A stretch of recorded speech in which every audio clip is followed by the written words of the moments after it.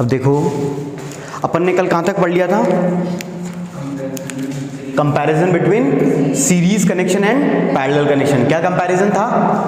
Series connection हम लोग हर जगह यूज कर सकते हैं, मतलब सीरीज कनेक्शन हम लोग सिर्फ उन जगहों पे भी यूज कर सकते हैं जहाँ पे करंट सेम फ्लो होना चाहिए। सेम फ्लो होना चाहिए।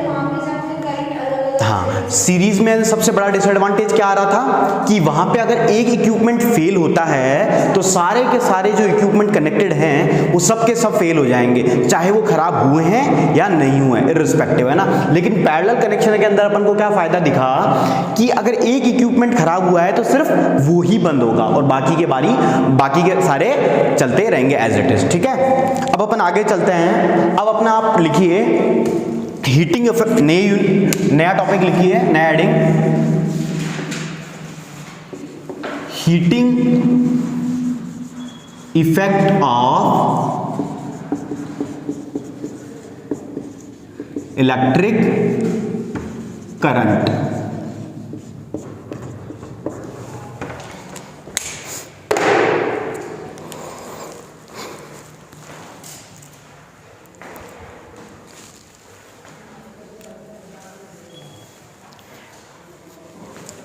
अब इधर देखिए heating effect of electric current. अपन सब जानते हैं कि इलेक्ट्रिक करंट कैसे फ्लो होता है किसी भी सर्किट के अंदर। अगर मैं एक सिंपल सा बेसिक सर्किट मानूं लाइक दिस, ये रेजिस्टेंस है, ये वोल्टेज सोर्स है और ये इस वोल्टेज सोर्स को जब एक सर्किट में कनेक्ट हुआ तो करंट फ्लो हुआ, दैट इज आई।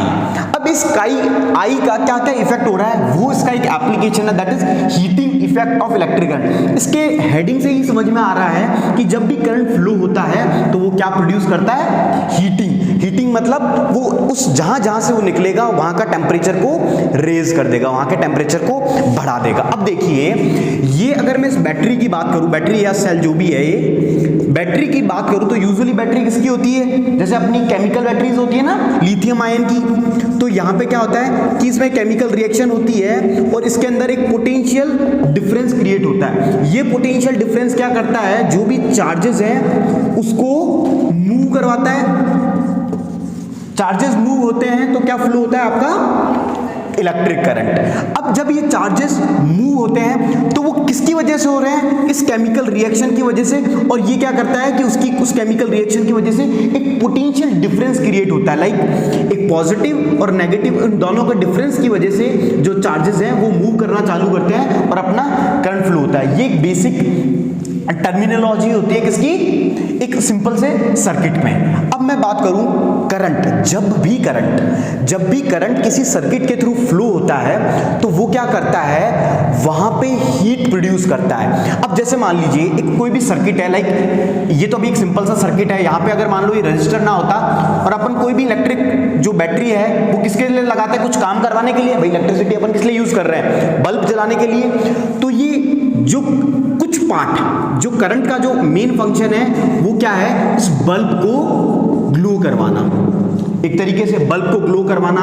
और आपके क्या क्या काम हो सकते हैं, फैन को चालू करना, और भी हीटर हो सकता है, कुछ भी हो सकता है। तो करंट का जो कुछ पार्ट है या फिर जो मैं कहूं केमिकल जो पोटेंशियल डिफरेंस है या करंट का जो कुछ पार्ट है, वो तो जो यूजफुल वर्क है, यूजफुल वर्क क्या है, या तो फैन को रोटेट करवाना, बल्ब को ग्लो करवाना, हीटर को हीट आउट करना, मतलब टेम्परेचर बढ़ाना, उस काम के लिए करते हैं। लेकिन कुछ जो करंट होता है वो एक तरीके से वेस्ट होता है। वेस्ट तो मैं क्या डायरेक्टली नहीं कहूंगा, वेस्ट होता है मींस कुछ काम तो वो यूजफुल काम के लिए कर रहा है, लेकिन जो बाकी का पार्ट है वो क्या करता है, उस जो पूरा इक्विपमेंट है उसको क्या कर देता है, गर्म कर देता है, मतलब हॉट आउट कर देता है। जिससे क्या होता है, उस जो पूरा जो गैजेट है उसका टेम्परेचर इंक्रीज होता है। आपने देखा होगा, आप फैन चलाया आपने या फिर एक सिंपल सा बल्ब जलाया, जैसे एलईडी भी है,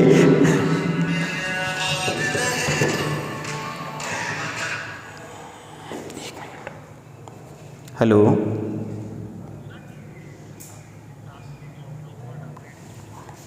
जी, आप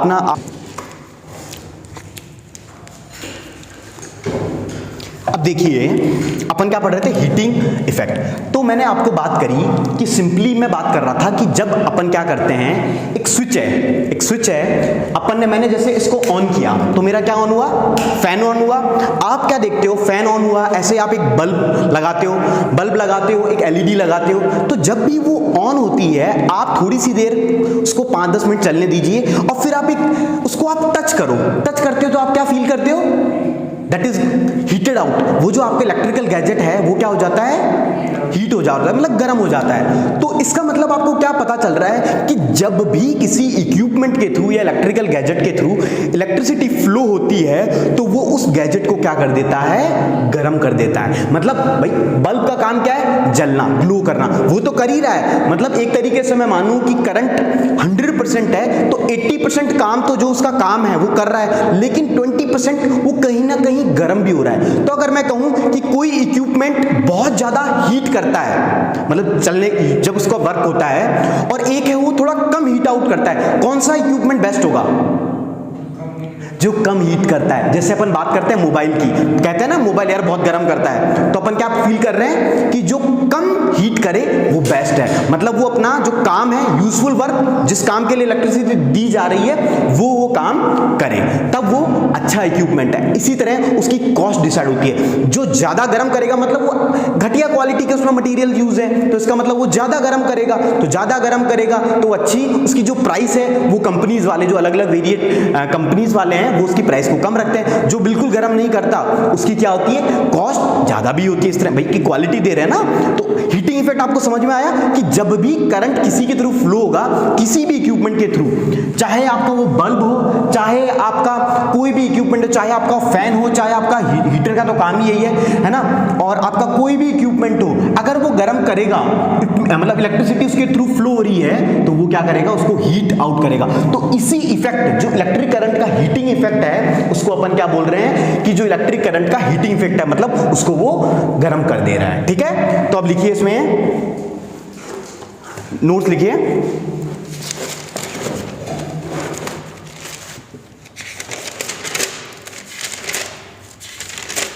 लिखिए ए बैटरी और a cell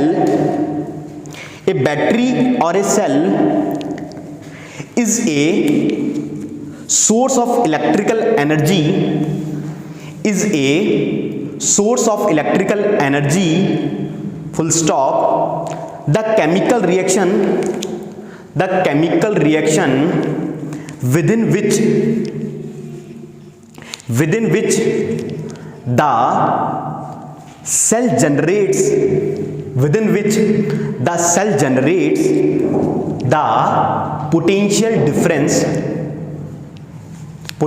difference between the two terminals that sets the electrons in motion to flow the current through a resistor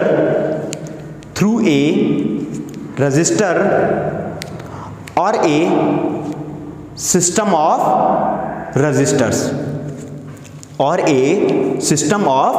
resistors comma to maintain the current comma the source has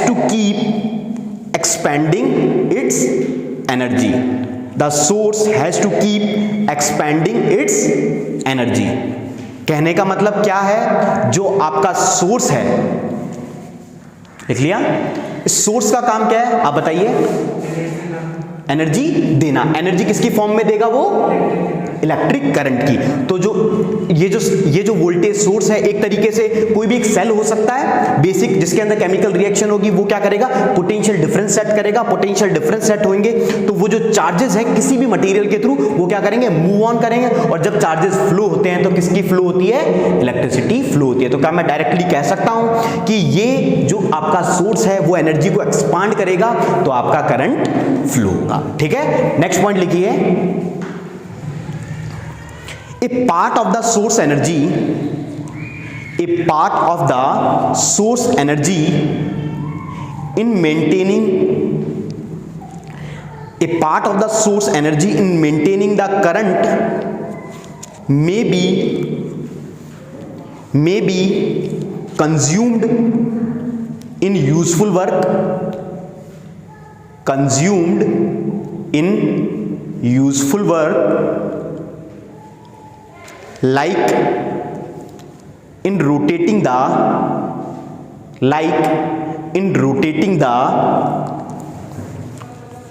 blades of fan,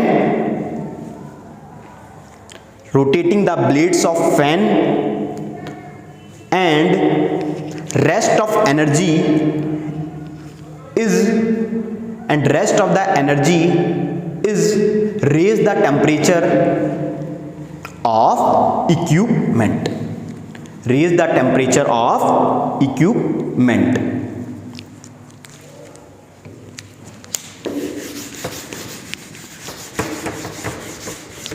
ये वाला point समझ में आया?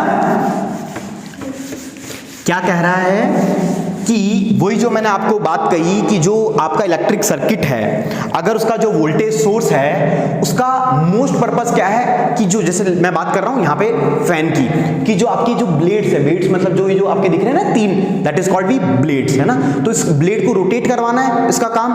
तो जो 80% या 90% मैं बात करूं, वो जो काम कर रहा है, जो सोर्स है वो क्या कर रहा है, उसको रोटेट कराने में काम कर रहा है। लेकिन जो बाकी का काम है ये थोड़ा गर्म तो होता ही है, इसमें वाइंडिंग्स लगी हुई है तो गर्म तो होता ही है, तो थोड़े बहुत वेस्ट भी हो रही है। तो जो बाकी की जो एनर्जी है वो क्या काम कर रही है, इस जो इक्विपमेंट है उसका टेम्परेचर को रेज कर दे रही है। ठीक है, अब लिखिए आगे, लिखिए नेक्स्ट पॉइंट। अब अपन एक प्योर रेजिस्टिव सर्किट लेंगे। आप पहले ये डायग्राम बनाइए।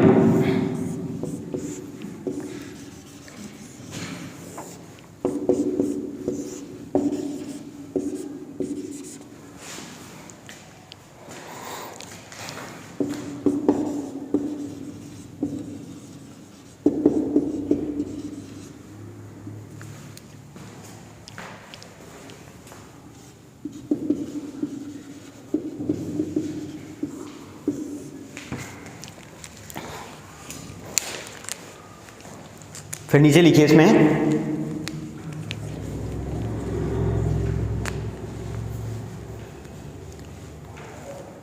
लिख लिया। अब लिखिए if the electric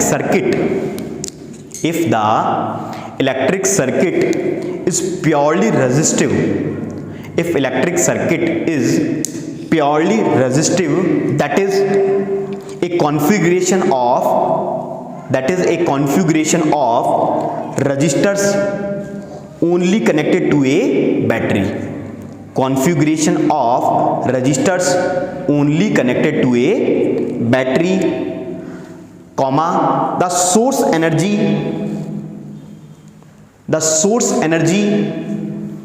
continually gets dissipated, the source energy continually get dissipated entirely in the form of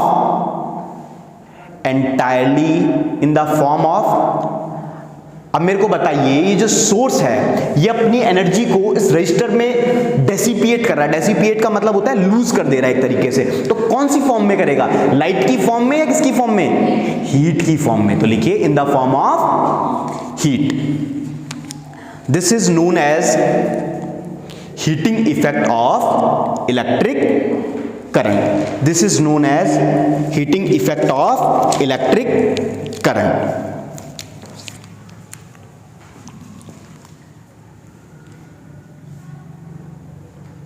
मतलब क्या कहा मैंने कि जो सिंपली आपका जो वोल्टेज सोर्स है ये क्या करेगा, अपनी जो एनर्जी है वो किसको देगा, रजिस्टर को देगा। और रजिस्टर जो काम क्या करेगा, इसका काम है ये इस एनर्जी को, भाई एनर्जी क्या होता है, एक फॉर्म से दूसरी फॉर्म में ट्रांसफर होती है, आप शुरू से पढ़ते आ रहे हो। तो यहां पे फॉर्म थी इलेक्ट्रिकल एनर्जी, आपके पास एनर्जी कौन सी थी, मतलब जब मैंने स्विच ऑन किया तो कौन सी एनर्जी थी, इलेक्ट्रिकल, ठीक है। इलेक्ट्रिकल एनर्जी किस में कन्वर्ट हो रही है, अब यहां पे, यहां मैकेनिकल में कन्वर्ट हो रही है, लेकिन अभी अपन बात कर रहे हैं एक रजिस्टर सिंपली, है ना। तो इलेक्ट्रिकल एनर्जी है वो अभी किस में ट्रांसफॉर्म हो गई, हीट एनर्जी में। मतलब जो आपने रजिस्टर लगाया वो क्या करने लगेगा, गर्म होने लगेगा, जैसे जैसे उसके थ्रू करंट फ्लो होगा। यहां पे तो अपना रजिस्टर नहीं था, सिंपली एक क्या है, फैन है। तो फैन का इक्विवेलेंट सर्किट कुछ और होता है, रजिस्टर नहीं होता है प्रॉपर, है ना। हीट एनर्जी, तो ये ट्रांसफॉर्मेशन समझ में आया। और इसी इफेक्ट को अपन क्या कह रहे हैं, this is known as electrical heating effect of electric current. अब इसका अपन डेरिवेशन करते हैं, लिखिए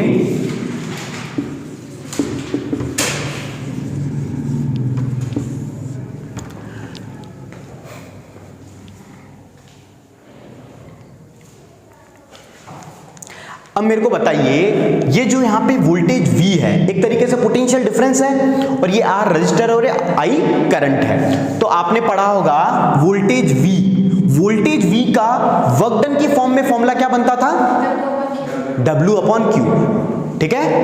तो W क्या है, ठीक है। अगर मैं बात करूं पोटेंशियल डिफरेंस, W क्या है, वर्क डन मतलब जो चार्जेस का मूवमेंट हो रहा है उसको मूव कराने के लिए पर चार्ज क्या कहलाता है आपका, पोटेंशियल डिफरेंस, यही चीज है, ठीक है। ये बात समझ में आती है। तो सबसे पहले लेट सपोज कर लेते हैं, इन टर्म्स को मैथमेटिकली करके लिखिए। Let us suppose the current I, let us suppose the current I is flowing through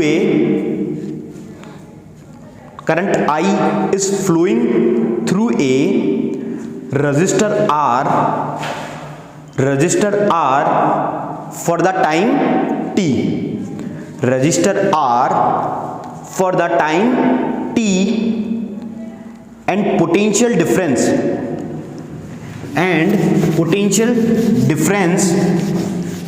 across the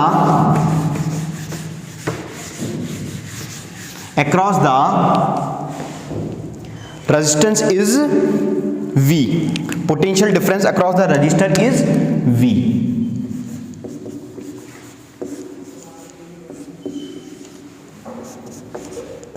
ठीक है, ये फॉर्मूला आप जानते हो, इतना बेसिक, ठीक है।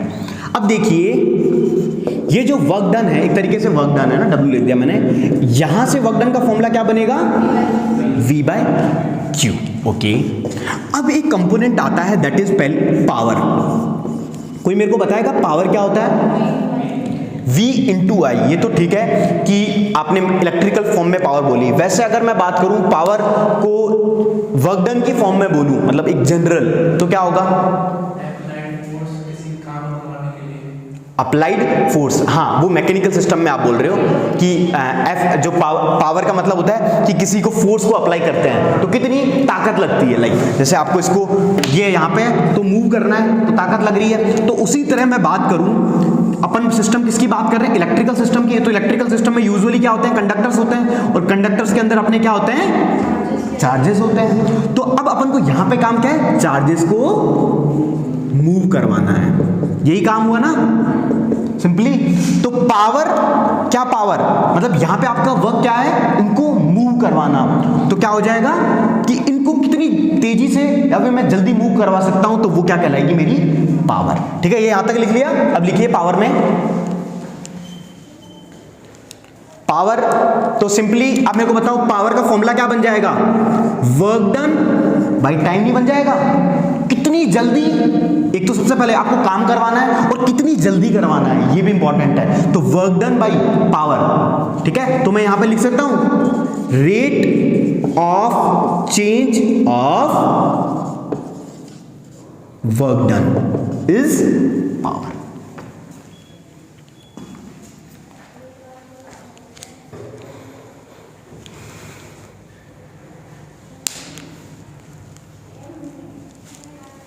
ठीक है, पावर का मतलब समझ में आया, फिजिकल।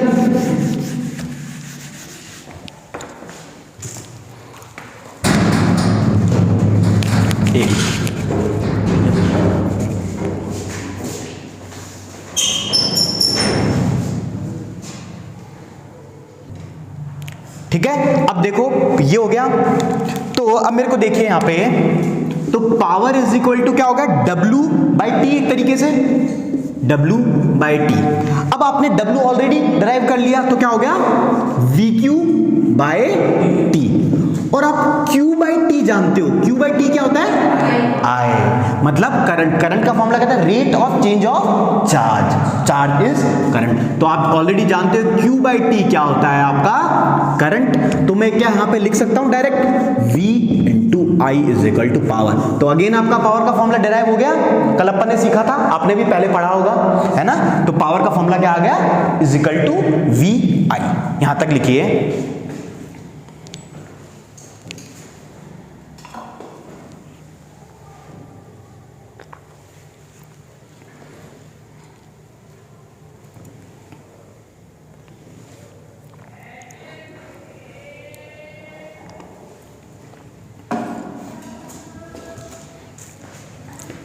ये लिख लिया, ईशान पे हो गया।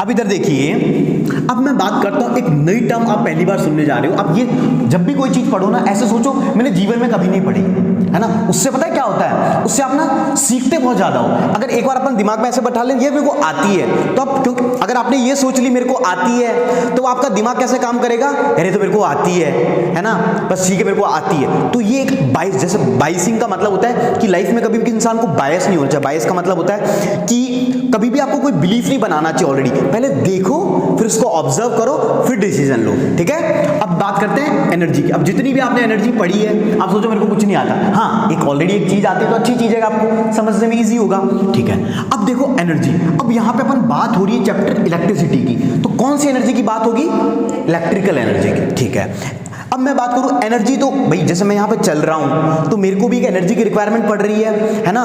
मैं बोल रहा हूं तो मुझे एक एनर्जी की रिक्वायरमेंट पड़ रही है।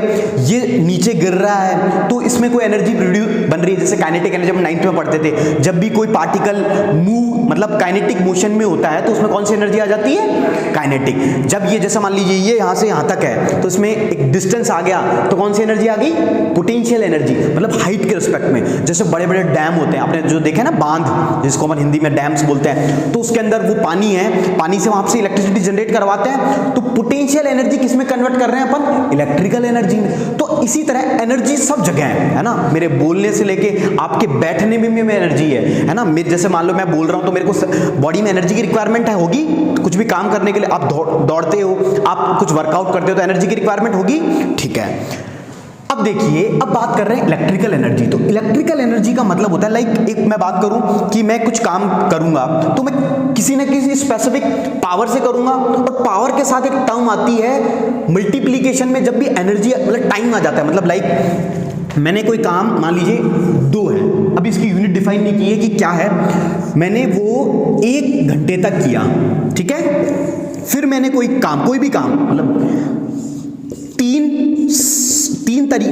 मतलब 3 ताकत से 1 आवर तक किया, ठीक है। सेम काम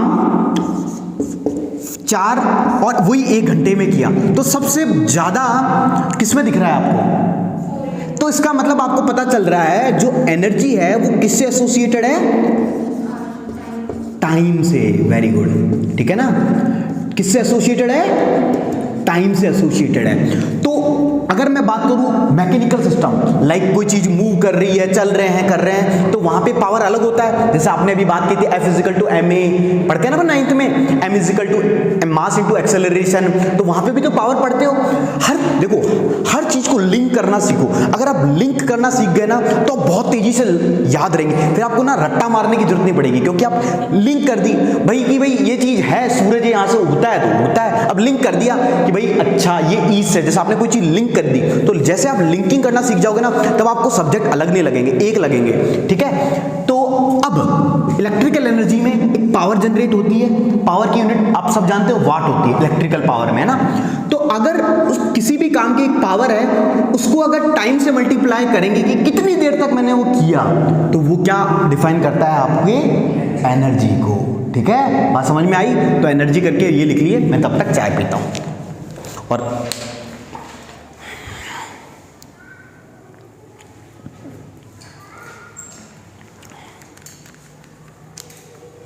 और फिर इसके नीचे लिखिएगा, लिख लो पहले आप आराम से, लिख लिया? समझ में आ रहा है ईशान? गुड। लिखिए। अब मेरे को एक बात बताओ, मैंने यहां पे इलेक्ट्रिकल क्यों नहीं लिखा? क्योंकि मैंने सारी एनर्जी को डिफाइन कर दिया। समझ में आई लॉजिक? मैं चाहता तो यहाँ इलेक्ट्रिकल एनर्जी लिखता और यहाँ पे पावर के भी ब्रैकेट में वॉट भी लिखता है कि भाई ये इलेक्ट्रिकल वाला है। अब ये इलेक्ट्रिकल एनर्जी भी हो सकता है, हीट एनर्जी भी हो सकता है, कोई सी भी एनर्जी हो सकता है। तो क्या हीट एनर्जी को आप कैसे डिफाइन करोगे? हीट एनर्जी कैसे कन्वर्ट हो रही है? इलेक्ट्रिकल एनर्जी ही तो कन्वर्ट हो रही है आपकी हीट में। तो अगर मैं यहाँ पे लिखूं हीट एनर्जी, तो लिखिए आप heat energy supplied by the source for time t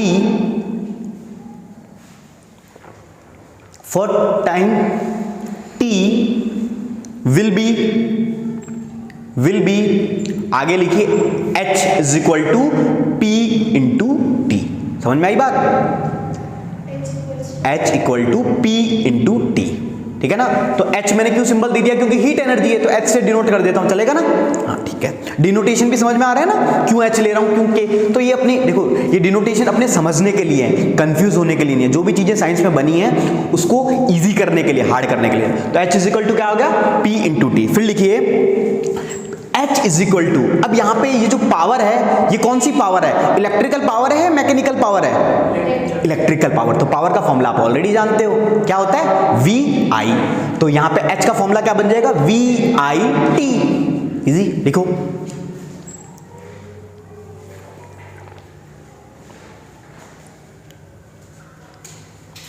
आया दीपिका?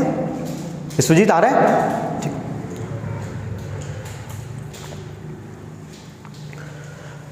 अब आप P इजिकल टू VI हो गया।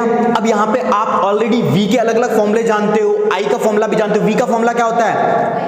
IR। I का फॉर्मूला क्या होता है? V by R। तो दो तीन फॉर्मूले अलग अलग डिराइव करके देखो, करो आप, चलो खुद करो इतना, वैसे तो मैं कराऊंगा, आप एक बार करो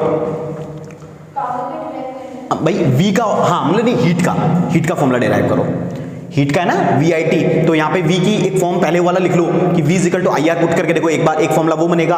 फिर I का देखो V बाई R से करो, दो।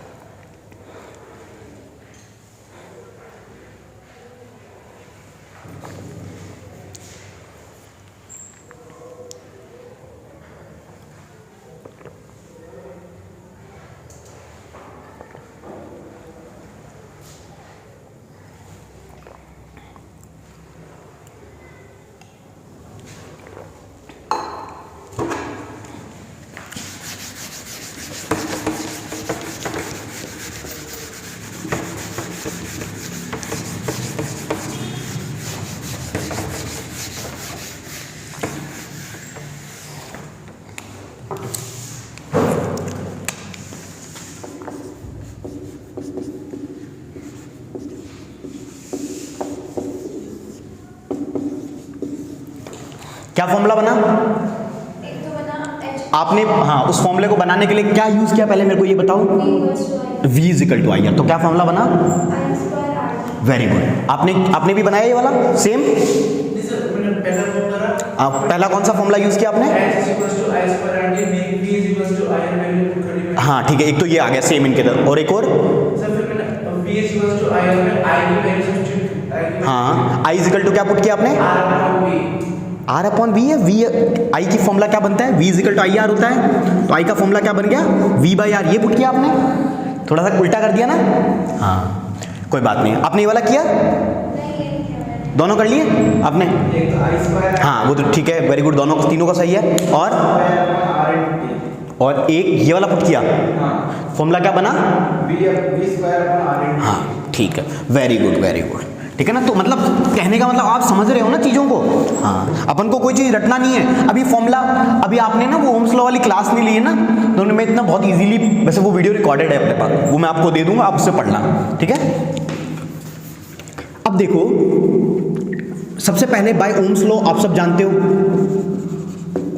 ओम्स लॉ आप सिंपल सा याद रखना है, V is equal to I R. बस आपको हमेशा एक फॉर्मूला याद रखना है। अब कुछ भी पूछे, I पूछे तो V बाई आर, R पूछे तो क्या होगा V बाई आर, इस तरह से बस ये याद रखो, ठीक है। तो मैं यहां से I का फॉर्मूला पुट करता हूं, I इज इक्वल टू, या फिर V का पुट कर देता हूं डायरेक्ट पहले इसको ना। तो इसको मैंने इक्वेशन 2 में पुट किया नाउ, तो क्या हुआ, H is equal to V की जगह क्या पुट कर दिया, आई आर और I इंटू टी। तो क्या फॉर्मूला निकल के आ गया, आई स्क्वायर आर टी। तो ये फॉर्मूला किसका है बच्चों, आई स्क्वायर आर टी किसका फॉर्मूला है, हाँ मतलब हीट का फॉर्मूला है, एक तरीके से हीट का, अभी जूल्स लॉ भी पढ़ेंगे, ये हीट का फॉर्मूला है, ठीक है।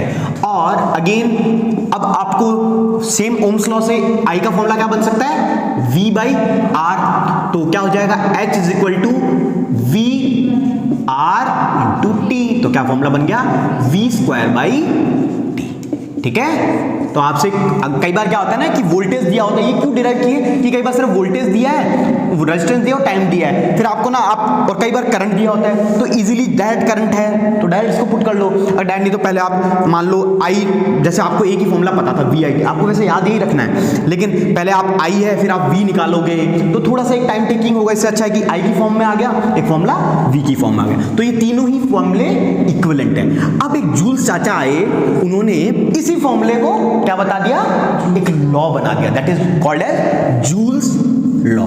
तो जूल्स ने जब ये किया तो उन्होंने देखा कि क्या हो रहा है कि जो हीट है वो करंट के स्क्वायर के प्रोपोर्शनल है, ये तो मेरे को भी पता है, और रेजिस्टेंस के डायरेक्टली प्रोपोर्शनल है, और टाइम के डायरेक्टली प्रोपोर्शनल है। इसमें एक बड़ी बात क्या कह दी उन्होंने, तो यही हो गया जूल्स लॉ। लेकिन जब ये चीजें कभी आई ही नहीं थी भाई आपके वर्ल्ड में, तब ये चीज सोच पाना, अभी तो आपको बहुत छोटी सी चीज लग रही होगी, है ना भाई, सेम ऊपर से गिरता है, सब तो पकड़ते थे खाते थे, लेकिन किसी ने सोचा कि नीचे ही क्यों गिरता है, ये होता है चैलेंजिंग, ये इमेजिनेशन की पावर है ना। तो अभी तो लग रहा है कितना छोटा सा ये जूल्स इनका नाम आ गया, पढ़ना पड़ रहा है इनके बारे में, तो लेकिन छोटी छोटी चीजों को ही ऑब्जर्व करना ही एक साइंटिफिक सोच होती है ना।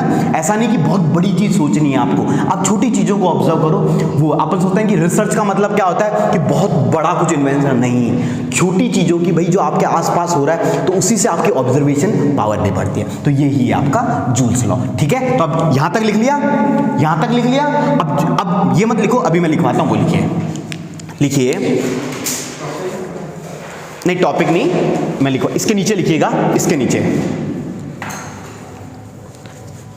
दिस इज नोन एज, इसको वो कर लिया करो ना, इस तरह से बना लिया करो रेक्टेंगल ताकि याद रहे। This is known as Joule's law of heating, this is known as Joule's law of heating, ठीक है।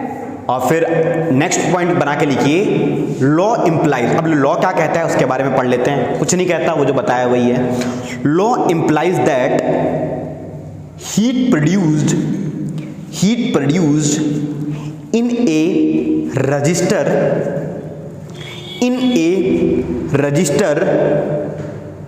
is, उसमें पहला लिखिए, पहला इस तरह से नीचे, पहला directly proportional to the square of current, very good, for a square of current for a given resistance। फिर सेकंड लिखिए, directly proportional to a resistance for a given current, directly proportional to a resistance for a given current. Third लिखिए, directly proportional to the time for which current flows, time for which current flows.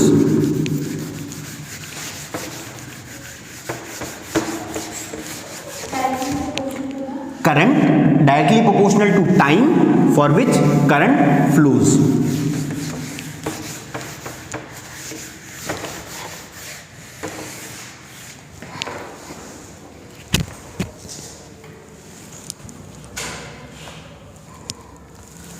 अब अपन ने एक concept पढ़ा, एक logic समझा, तो उसके पीछे कुछ ना कुछ एप्लीकेशन पार्ट भी होता है। साइंस की सबसे अच्छी चीज क्या है कि उसकी एप्लीकेशन है डे टू डे लाइफ में। मतलब कोई भी चीज अगर आप पढ़ते हो तो उसको अप्लाई भी कर सकते हो, है ना कि भाई आप अप्लाई कर।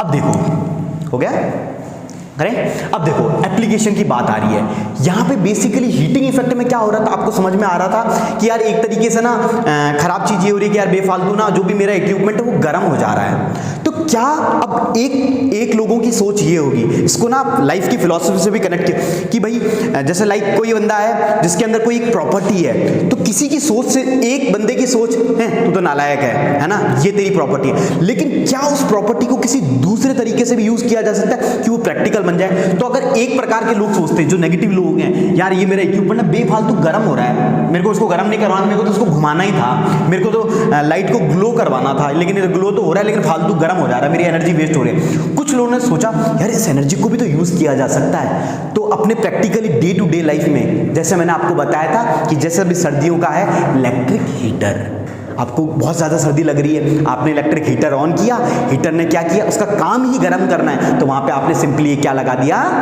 रजिस्टर लगा दिया। तो रजिस्टर क्या करता है, सिंपली गर्म करता है, मतलब कुछ नहीं हो रहा, उसमें करंट फ्लो हो रहा है और वो गर्म हो रहा है और हीट दे रहा है। तो एक हो गया ना एक अच्छी चीज़ कि भाई वो। और आप अपने कपड़ों को प्रेस करते हो, आपको प्रेस करने के लिए क्या चाहिए, गर्म चाहिए भाई, गर्म से तो प्रेस होगा, तो आपने उसको वहाँ यूज़ कर लिया। फिर आप ब्रेड खाते हो, टोस्ट पर करते हो, ब्रेड टोस्टर हो गए, ठीक है।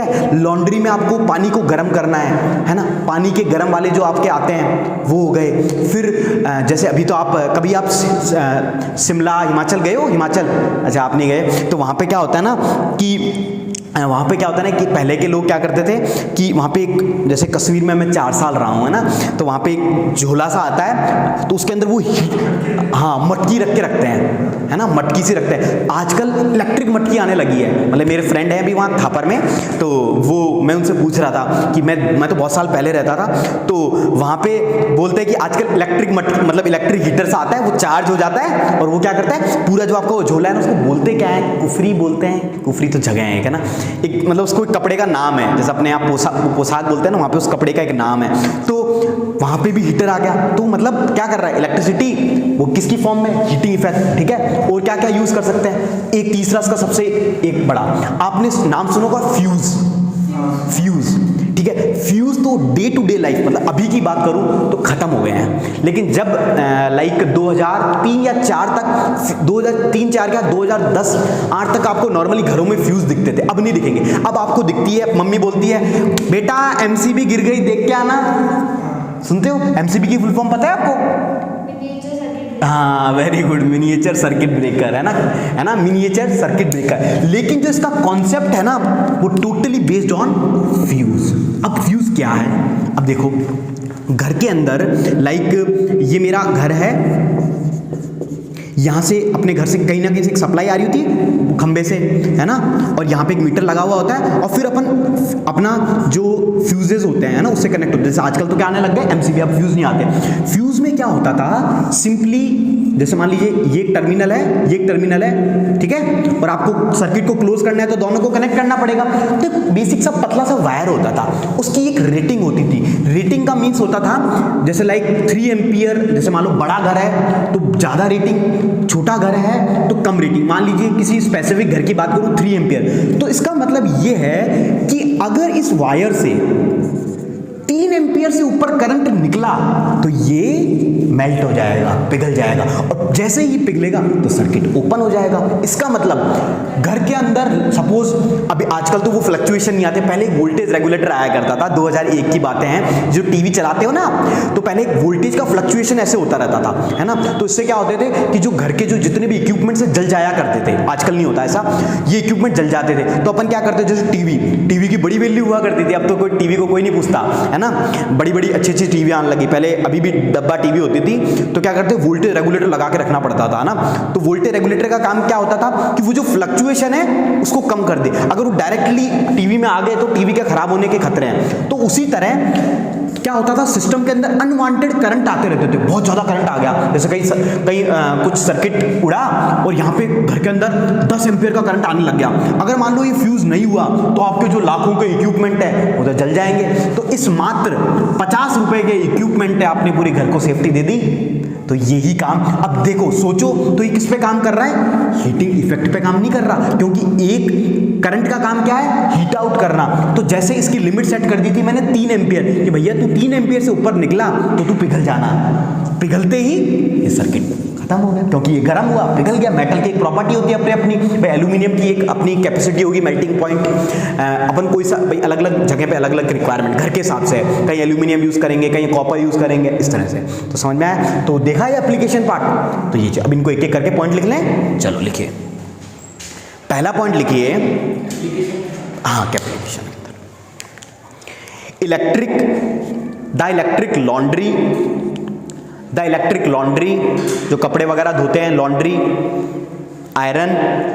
आयरन एक ही है ना, laundry iron comma electric toaster comma electric oven भी आता है, देखा होगा अपने घरों में पिज्जा बनाने के लिए, है ना, इलेक्ट्रिक ओवन। इलेक्ट्रिक कैटल भी आती है पानी गर्म वगैरह करने के लिए, हाँ। And electric heater are some of the familiar devices based on Joule's heating. पहला आप समझ में आ गया, ये बेसिक। अब सेकंड पे चलिए, familiar devices based on Joule's heating, ठीक है। सेकंड लिखिए, ऑल्सो यूज टू प्रोड्यूस। अब मेरे को एक बात बताइए, ये लिखने से पहले आपको 2 मिनट बता, आपका जो 100 वाट का बल्ब आता है येलो वाला, उसमें क्या हो रहा है, सोचो, इलेक्ट्रिसिटी जल रही है, एक फिलामेंट है, वो बहुत ज़्यादा गर्म हो रहा है, तो वो जो इलेक्ट्रिकल एनर्जी किसमें दिख जा रही है, लाइट एनर्जी में। तो क्या इस प्रॉपर्टी जो हीटिंग इफेक्ट है करंट की, उसको वहाँ यूज़ नहीं कर सकते हैं ना। देखिए, तो also use to produce light as in electric bulb, full stop. Filament of bulb is made of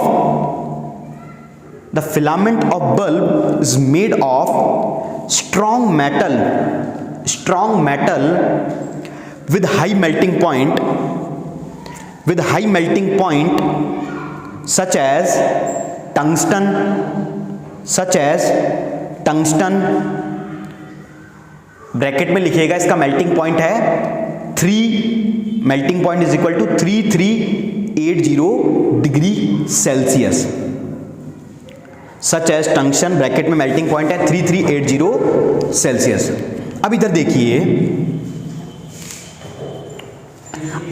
हाँ 3380 है ना।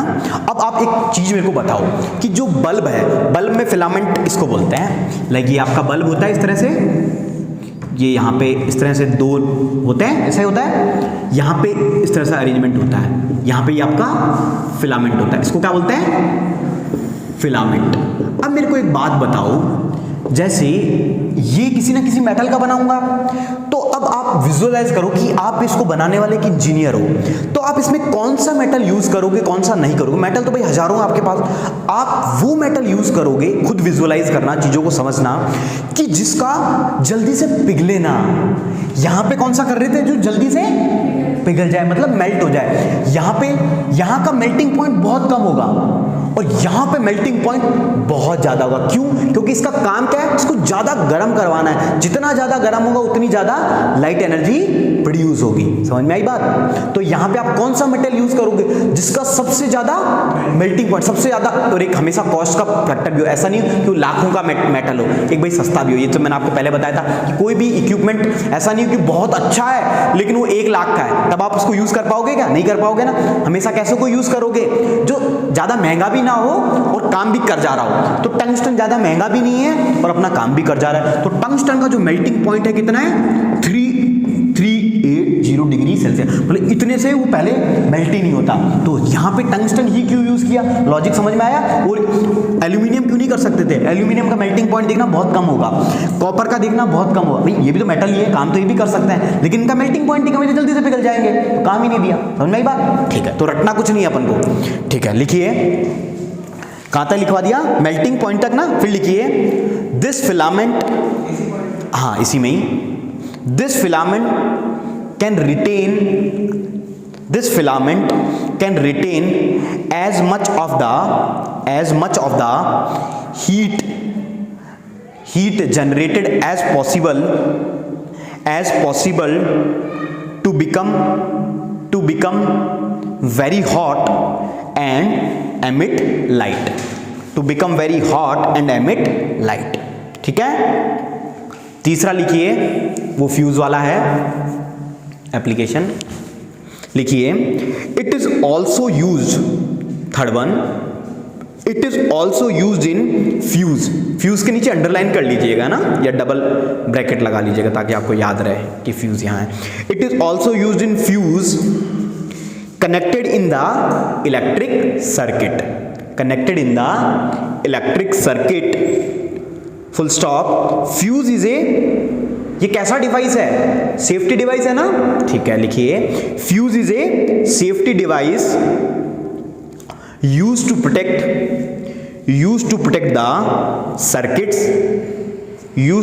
The circuits and appliance bye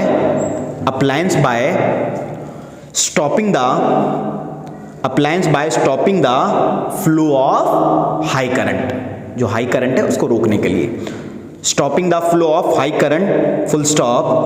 the wire of fuse is made of an alloy of metals, for example alloys of metal, for example aluminium, copper, iron, lead etcetera. अब यहां पे बताओ, जो यहां पे फ्यूज कर रहे हैं उसका मेल्टिंग पॉइंट हाई होना चाहिए या लो होना चाहिए? लो होना चाहिए। ठीक है ना, समझ में आई बात? तो लिखिए the alloy should be of low melting point, the alloy should be of low melting point and high resistivity and high resistivity and fuse is always connected in dash। ऐसे लिख दो डैश। अभी बताता हूं मैं कैसे।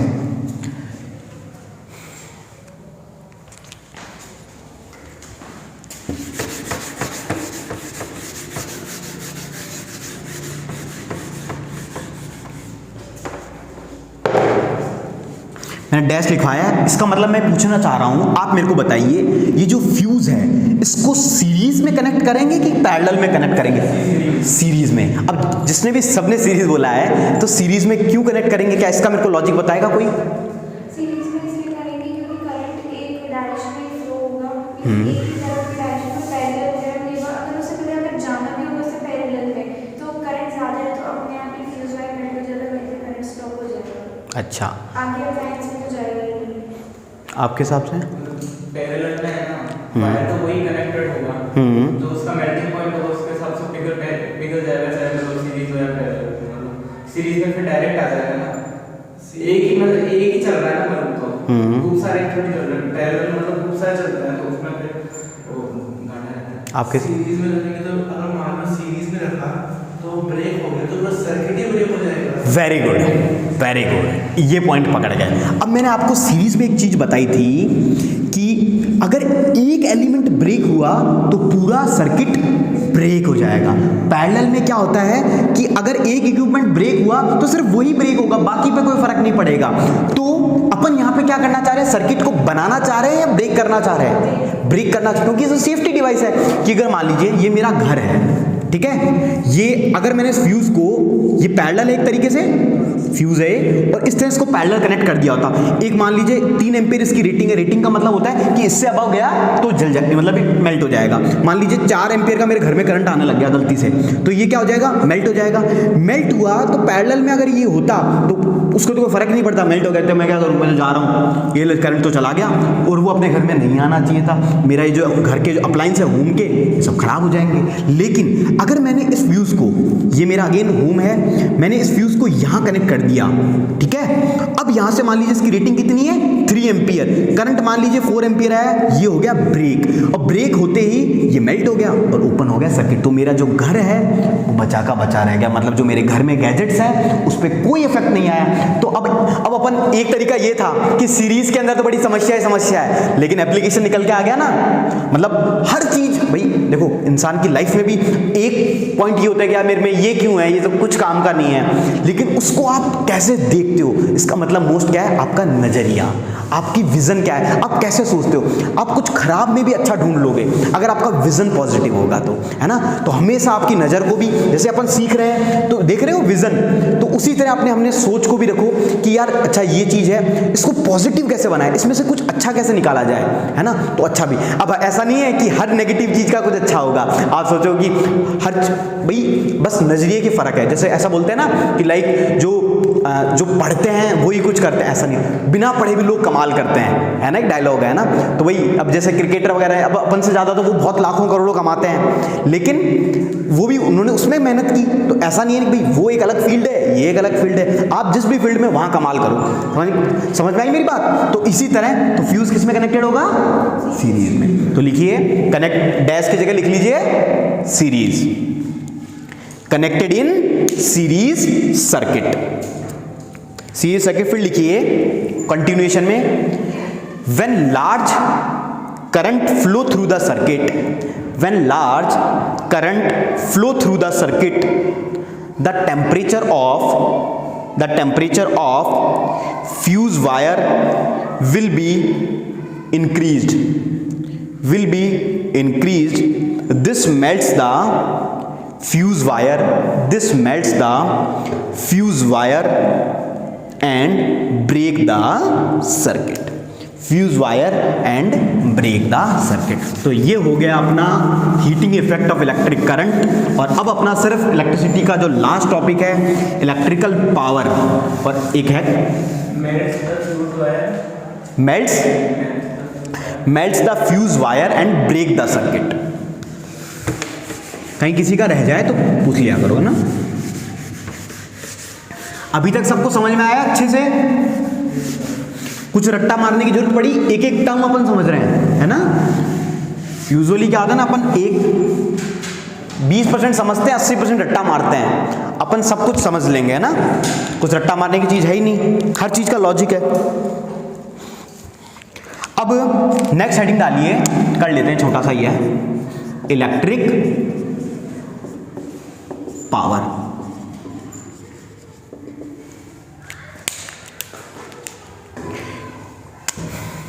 इसमें लिखिए,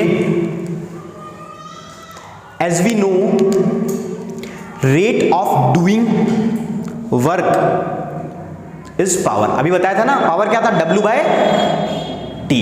तो लिखिए, as we know rate of doing work is power. ये तो किसके लिए हो गया, जनरलाइज सिस्टम्स के लिए।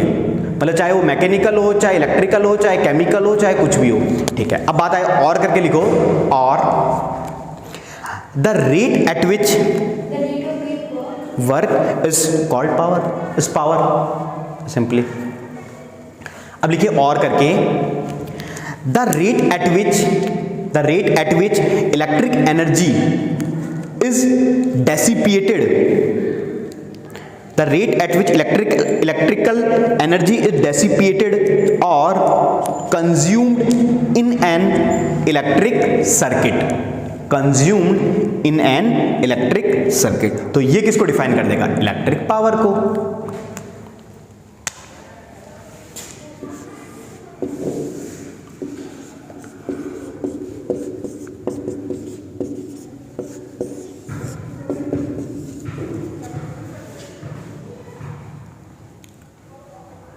इसको वापस डिराइव करने की जरूरत है?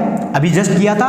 इलेक्ट्रिक पावर जनरल क्या है? Work done by rate of doing work, मतलब रेट का मतलब होता है टाइम के रेस्पेक्ट में। तो पावर क्या हो गया? ये भी डिराइव किया था, W क्या था? VQ था, Q/T, तो VI निकल के आया था।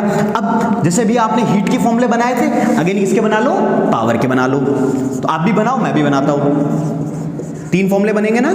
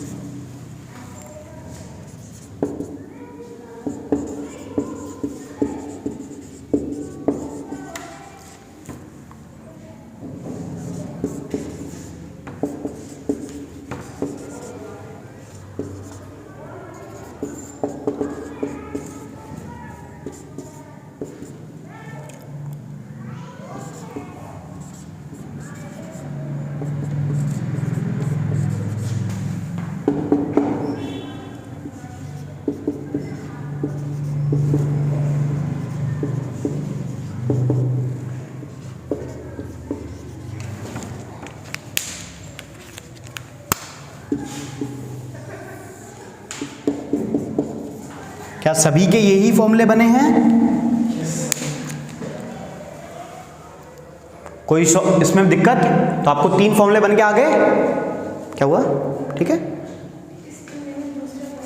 विच one? P is equal to I square R बना, और एक ये नहीं बना। देखो ओम्स लॉ क्या कहता है? V is equal to IR, V की जगह पुट करो तो क्या हो गया? I square R। यहाँ पे क्या है दूसरा तरीका? I को क्या कर सकते हैं? V/R। इस V/R को यहाँ पे पुट करो I की जगह, तो V इंटू V/R, तो V स्क्वायर बाई R। हाँ, कोई दिक्कत नहीं है, ठीक है। T कब आएगा? जब आपकी एनर्जी होगी। T जब तक नहीं आएगा जब तक आपको वो है, ठीक है। ये हो गया। और अब आगे अपना कितना है? अब मेरे को एक बात बताओ, ऐसा यूनिट क्या होगी?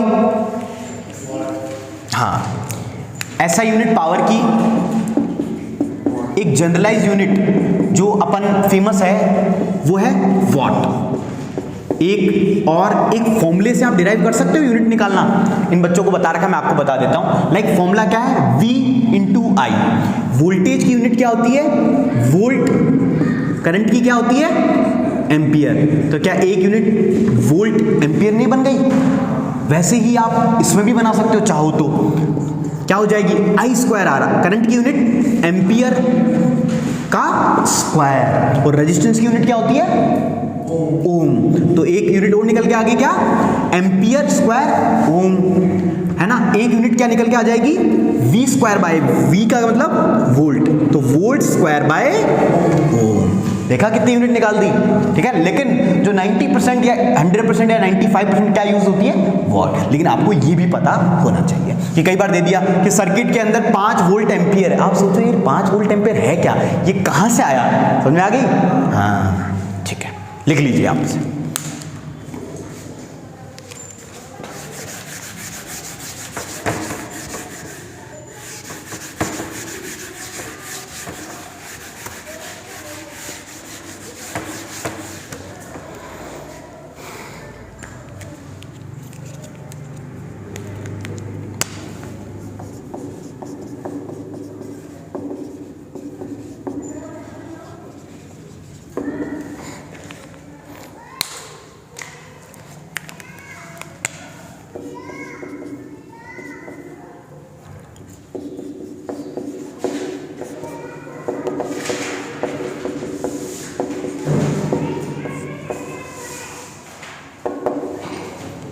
अब देखो, लिख लिया वहां तक? आप अभी बात कर रहे हैं, अभी इलेक्ट्रिकल एनर्जी कह दिया, मैं एनर्जी नहीं लिख रहा हूं, पहले अपन एनर्जी कह रहे थे ना, कोई भी एनर्जी। तो एनर्जी सिंपली मैं बात करूं किसी भी सिस्टम की, तो पावर क्या होता है? Energy by time. और एनर्जी क्या होगी सिंपली, जैसे अभी आपको मैंने यहां से बताया था कि पावर कितनी टाइम तक चला, that is called as energy. तो एनर्जी क्या हो गया? पावर। अब यहां पे फॉर्मूला क्या बन गया अगेन एनर्जी का, इलेक्ट्रिकल का, वही पावर का क्या होता है? VIT। तो इसकी यूनिट सिंपली वैसे क्या होती है? ऐसा यूनिट जो मोस्ट कॉमन यूज होती है वो आपने बताई थी, जूल्स। क्योंकि जूल्स ने इतनी मेहनत करी तो कुछ तो क्रेडिट देना बनता है ना, ठीक है। और यूनिट क्या बना सकते हो आप इसकी? और यूनिट क्या क्या बन सकती है? वोल्ट, एम्पियर, ए लिख दूं, और टाइम की क्या होती है? सेकंड। तो वोल्ट, एम्पियर, सेकंड, ओके। और क्या क्या बना, और उस फॉर्म में बना सकते हो, तो यूजुअली आप जूल से याद रखो या वोल्ट, एम्पियर, सेकंड, ये यूनिट तक लिख लीजिए आप।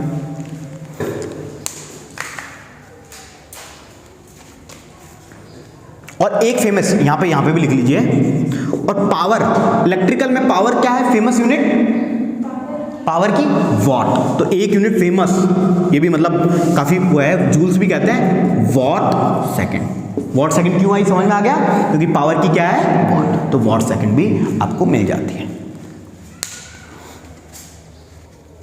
अब आपको इसके बाद घर की बिजली का यूनिट निकालना सिखाता हूं, वो आपका पार्ट है ना।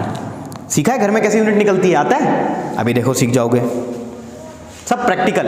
और ये आपका कोर्स का पार्ट है, बस सिखाते ऐसे नहीं है, सब्जेक्ट के तौर पे सिखाते हैं। सब्जेक्ट है ही नहीं है, ये तो डे टू डे लाइफ है।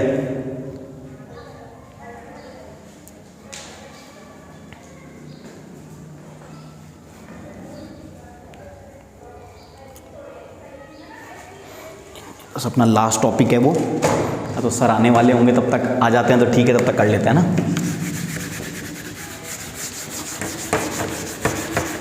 समझ में तो आ रहा है ना आपको ईशान? चलो वेरी गुड। आपको दोनों को आ रहा है ना?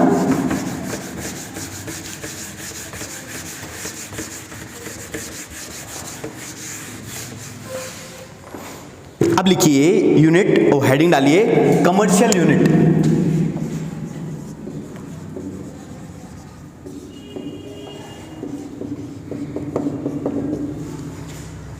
कमर्शियल का हिंदी मतलब होता है बाजारू, बाजारू यूनिट। मतलब कमर्शियल का मतलब जो आप घर पे या फिर जो डे टू डे लाइफ जो होती है उसको बोलते हैं। तो अपने घरों में क्या होता है, कोई भी आप बल्ब लेके आते हो, उसकी रेटिंग से लेके आते हो कि 100 वॉट का बल्ब दे दो, आप ऐसे कहते हो। आप ये नहीं कहते ना कि 5 एम्पियर का बल्ब दे दो, कभी करंट से नहीं कहते। तो जो हर चीज है वो किससे डिफाइन होती है? पावर से। मतलब करना तो किससे होती है? आपकी पावर से, ठीक है। शायद सर आ गए हैं, आ जाओ सर। चलो फिर अपन कल करते हैं ना ये।